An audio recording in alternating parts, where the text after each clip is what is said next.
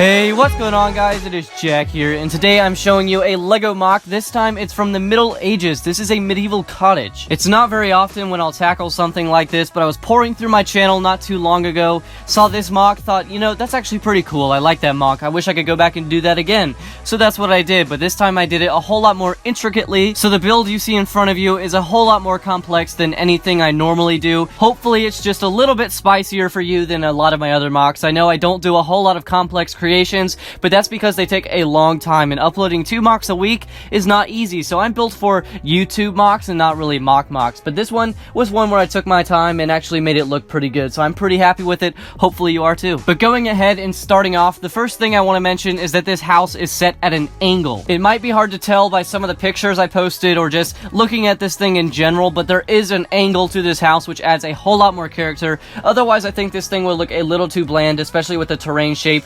Speaking of which, this thing is actually freeformed, so you'll see a lot of random terrain work that really makes it look random, like I just said. All I did here was actually just make a grassy base, build a whole house, and the final thing I tackled when making this thing was putting the rock work underneath the actual grass. Building the rock work wasn't actually that bad. It was pretty fun, I must say. Rock work is really becoming very fun for me. I'm enjoying doing it. So to make this rock work, all I did was include some snot techniques, some regular upside down or right side up building techniques, basic stuff like that. Not too complex, but it does add a lot of character, and that kind of bleeds up into the grass so you can actually see the house and of course the yard that goes with this thing. The yard here has a lot more color than I initially intended for it to have. Not only is there a lot of green, but you can see some sand green sprinkled in there just to add some extra contrast, and of course the bright and flashy flowers. I had to add those. Of course there's a pine tree on the far left hand side, some bushes that are sprinkled here and there, and of course some stem pieces to act as some extra grass that kind of clipped up. Going past that, you can see the man-made stuff. There's a fence that actually encloses the house.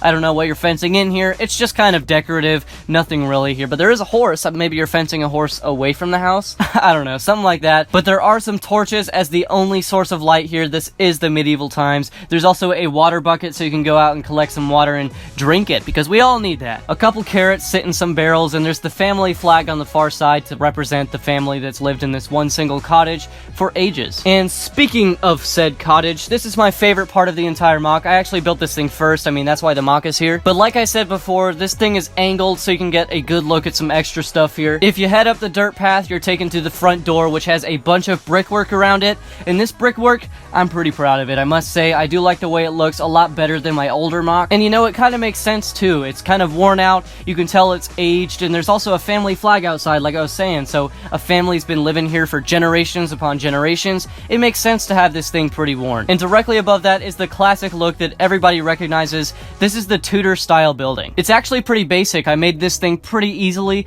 All you have to do is slap a wooden frame on and then fill it with some extra color, like this dark red. And the final section is the roof. I spent a little bit of time making sure this thing looked right. I needed something that angled but also looked like hay. So naturally, I ran to the cheese wedges, which may not be completely accurate, but I'm pretty happy with it. And yes, I don't have a whole lot of tan cheese wedges, so I had to fill it in with some extra jumper plates, but I think it looks fine. I'm happy with it. There's also a chimney. There is no inside to this build. I did not focus on including one. If you can't tell, this thing is primarily focused on making sure the exterior looks good. And really, that's all I'm happy with. It's not very often you'll crack something open and look at the inside. That's not to say I'm going to stop doing them. I still will do insides, but for this MOC specifically, I'm very happy with it. But I really do hope you enjoyed this MOC as much as I enjoyed making it. I'm extremely happy with the final product. Hopefully, I restored my crown as MOC guy. But that is it. I will link the playlist down below that will show you all 100 plus MOCs I've made on this YouTube channel. If you enjoyed, go check that out. But as always, thanks so much for watching, and most importantly, take care.